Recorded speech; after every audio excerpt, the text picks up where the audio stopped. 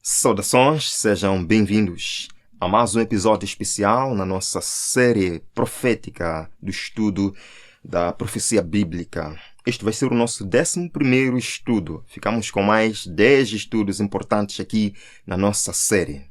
Meus amigos, hoje nós vamos dar continuidade abordando sobre o tema que iniciamos no estudo passado. Iremos abordar mais a fundo sobre estas questões, iremos descobrir verdades especiais. Venha comigo.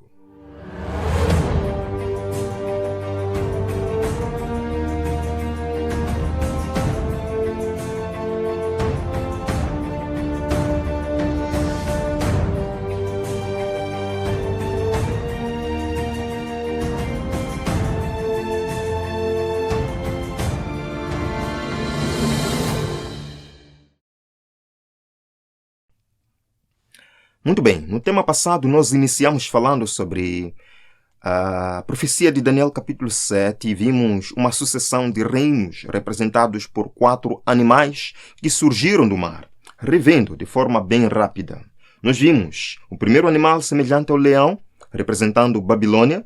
O segundo, semelhante ao urso, com 3 costelas nos dentes, representando Medo-Pérsia. O terceiro animal, representando a Grécia. E o quarto animal representando Roma. E sobre este quarto animal nós dissemos ter ele, não dissemos não. A Bíblia diz que ele tinha 10 chifres sobre a cabeça. E nós entendemos que, de acordo com a profecia, estes 10 chifres representam 10 divisões do Império Romano. Aquelas nações que formaram a Europa dividida. Mas ainda mais, a profecia nos mostra que no meio dos 10 chifres, no meio das 10 nações da Europa, surgiria um chifre pequeno e que abateria 3 nações já estabelecidas na Europa. Vejam aqui, no verso 24. Depois deles se levantará outro, o qual será diferente dos primeiros e abaterá a 3 reis. Quem é este chifre pequeno? Nós vimos algumas características deste chifre pequeno, o que ele faria como indicador ou como identificador dele. Vejam aqui. Proferirá palavras contra o Altíssimo, magoará os santos do Altíssimo e cuidará em mudar os tempos e a lei. E os santos lhe serão entregues nas mãos por 1 tempo, 2 tempos e metade de 1 tempo. Gravem bem isto, iremos precisar ao longo dos nossos estudos. Queridos, nos anos 500, um certo imperador romano chamado Justiniano, no ano 533 mais concretamente, a história é longa, mas eu irei resumir aqui. Ele concedeu ao bispo de Roma a autoridade como cabeça da cristandade. E a partir deste momento, este poder, na verdade estabelecido antes pelo imperador Constantino, o movimento romano, católico romano, a partir do ano 533, obteve esse status como autoridade máxima da cristandade. Só que existia um pequeno problema. Qual o problema? Algumas nações, daquelas que dividiram a Europa das 10, algumas, 3 delas na verdade, negavam a se submeter à autoridade desse bispo de Roma, a autoridade da Igreja Católica Romana já estabelecida pelo imperador Constantino. O que aconteceu? Usando imperadores e reis influentes na Europa, este bispo de Roma, com a ajuda do imperador romano do Ocidente, do Oriente, quis dizer, foi perseguindo e procurando banir essas tribos que não aceitavam sua supremacia. Por exemplo, os Érulos, que era uma das tribos bárbaras, pela influência do rei Clovis, que era o rei dos francos, e por instigação mesmo deste poder católico romano já pré-estabelecido por Constantino, derrubou os Érulos no ano 493 d.C. E os Érulos eram a tribo que vivia bem próximo de Roma, lá na capital do Império Romano, na Itália. Sim, e depois de derrubar os Érulos, 2 tribos ainda faltavam, que negavam se submeter à autoridade do bispo de Roma. Neste caso, os Vândalos. Eles foram derrubados, usando assim o general Belisário eles foram destronados neste ano 534. E no ano 538, finalmente, a última tribo, que era uma pedra no sapato para o bispo de Roma exercer sua autoridade, foi destronada, os ostrogodos. Então, 538 d.C. é o ano, é o marco da supremacia papal, onde não existia nenhuma tribo, nenhum rei no mundo conhecido que negava se submeter à sua autoridade. Vejam aqui, Daniel 7, verso 25, nos diz que este chifre pequeno é o poder papal, o poder católico romano que surgiu na Europa. Amigos, não se trata aqui de preconceito algum. Eu tenho muitos amigos católicos, família católica, e são pessoas maravilhosas. Não se trata aqui de ataques pessoais a alguém. Trata-se do estudo da profecia, trata-se do estudo da história. E você pode pegar livros de história e comparar com aquilo que eu estou dizendo e você vai encontrar a mesma coisa. Portanto, estude a profecia com o coração aberto e deixe de lado todo o preconceito, toda a mágoa e venha comigo, pois Deus tem muita coisa para o revelar. Queridos, Daniel capítulo 7, verso 25 fala sobre este chifre pequeno. Nós já vimos que ele proferirá palavras contra o Altíssimo. E de que forma o poder papal, o poder representado pelos papas, os fundadores então da Igreja Católica Romana, de que forma vem proferindo palavras contra Deus? Vocês sabem que os papas já muito vêm se intitulando representantes de Deus na Terra.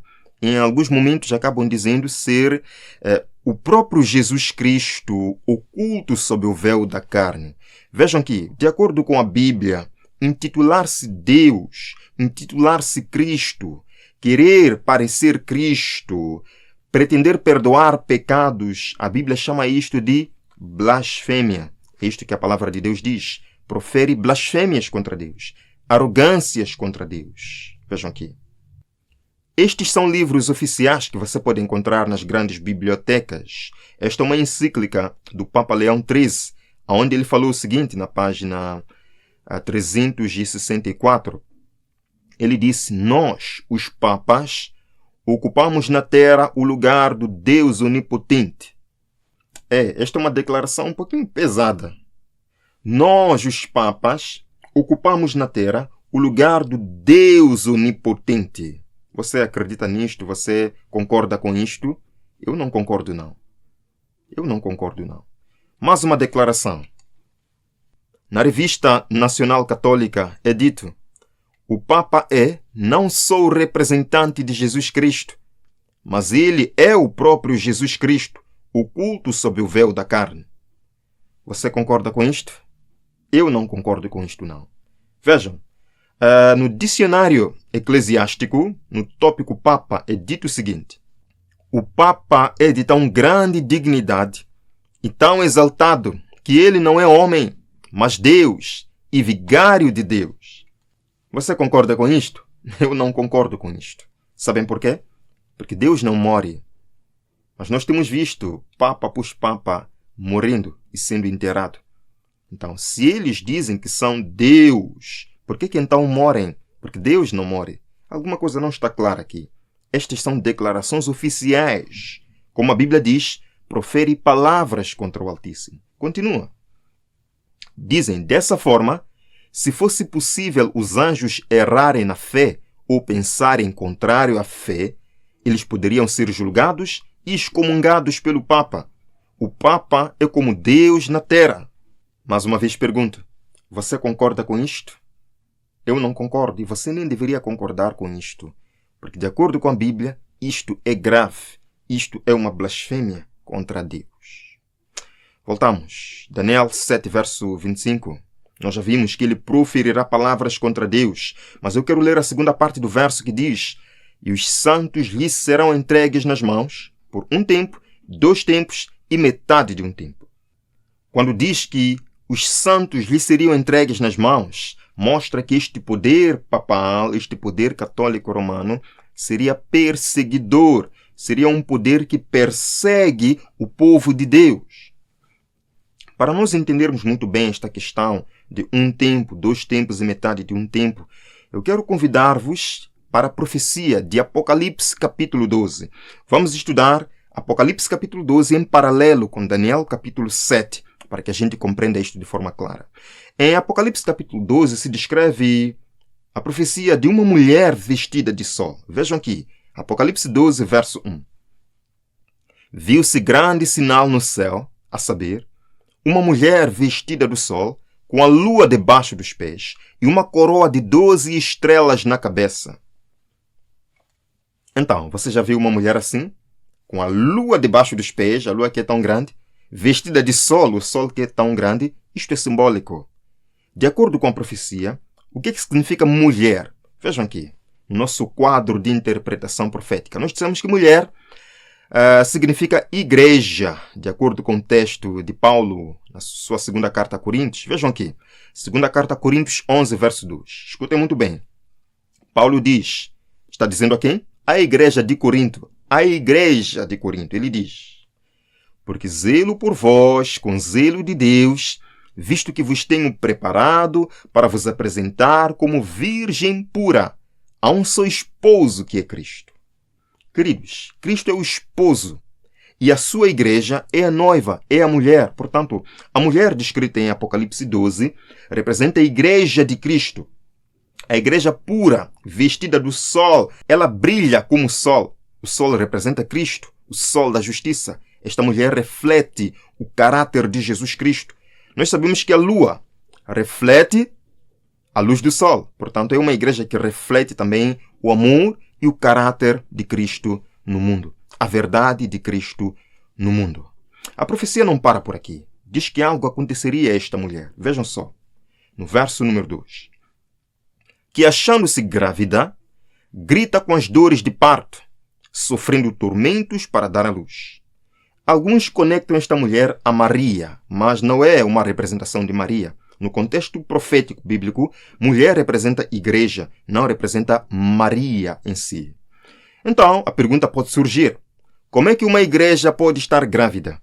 Queridos, neste contexto, gravidez pode representar expectativa pelo nascimento de um bebê especial, expectativa pelo nascimento de uma criança especial. Esta mulher representa a igreja de Deus, tanto no Antigo Testamento, representado por Israel, e no Novo Testamento, representado por Israel espiritual, todo filho de Deus que confessa o nome de Cristo e anda segundo a sua vontade. Certo? Então, a gravidez representa a expectativa que a igreja do Antigo Testamento tinha para a chegada de um bebê especial que mudaria a história e o curso do mundo. Vejam aqui, a promessa foi dada em Isaías capítulo 7, verso 14. Portanto, o Senhor mesmo vos dará um sinal. Eis que a virgem conceberá e dará à luz um filho e lhe chamará Emanuel. Vai nascer um bebê especial, Emanuel, Deus conosco. E esta promessa, meus irmãos, acompanhou a igreja do Antigo Testamento. Foi uma promessa que acompanhou a igreja durante o Antigo Testamento. Vejam, por exemplo, o livro de Lucas, capítulo 2, verso 25, diz que havia em Jerusalém um homem chamado Simeão, homem este justo e piedoso, que esperava o quê? A consolação de Israel. A consolação de Israel. Qual é a consolação de Israel? O nascimento deste menino, Salvador. Revelar-lhe o Espírito Santo, que não passaria pela morte antes de ver o Cristo do Senhor. Portanto, a igreja do Antigo Testamento estava grávida. Tinha esperança do nascimento de um bebê especial. Os tormentos para dar à luz podem ser entendidos como sendo a perseguição que Cristo e sua família passaram a quando do nascimento de Cristo. Vejam aqui, nós sabemos que quando Jesus nasceu, Herodes mandou que todas as crianças fossem mortas. O objetivo era matar Jesus. Mas quem estava por detrás de Herodes? Quem estava instigando Herodes para tentar matar Jesus não era o próprio Herodes, era o inimigo de Cristo. Apocalipse 12 nos descreve este inimigo de Cristo. Vejam só. Verso 3. Viu-se também outro sinal no céu. E eis um dragão grande, vermelho, com 7 cabeças, 10 chifres e nas cabeças 7 diademas, 7 coroas. Ora, quem é este dragão vermelho? Este vilão que que vem para destruir Cristo, para impedir que Cristo nascesse. Vejam só, a profecia responde, no verso 9, e foi expulso o grande dragão, a antiga serpente, que se chama Diabo e Satanás. Satanás era um anjo querubim. Ele vivia no céu, no trono de Deus. Mas ele se rebelou contra Deus e arrastou com a sua cauda 1/3 das estrelas do céu, 1/3 dos anjos do céu. Nós dissemos que cauda representa poder de engano, astúcia. É isto que aconteceu com ele. Portanto, o dragão, nesta profecia, representa, primeiro, em sentido primário, Satanás, o próprio. E em sentido secundário, o Império Romano.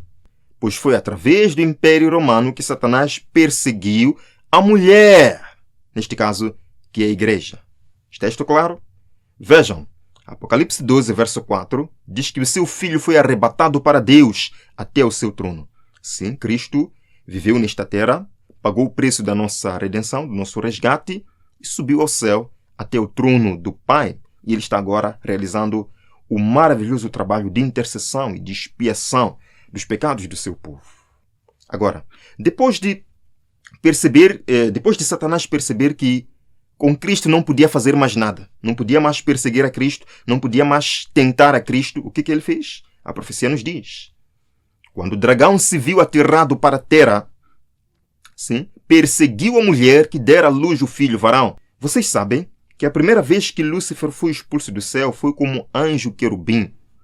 Mas de acordo com a Bíblia, no livro de Jó, capítulo 1 e 2, a influência desse Lúcifer ainda era sentida no céu.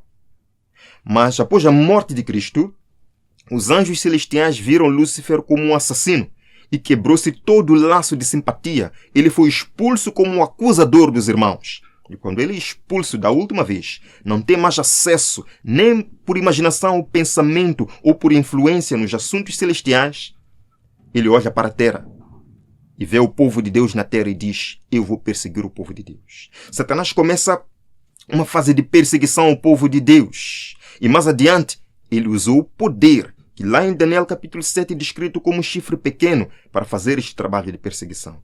Vejam aqui.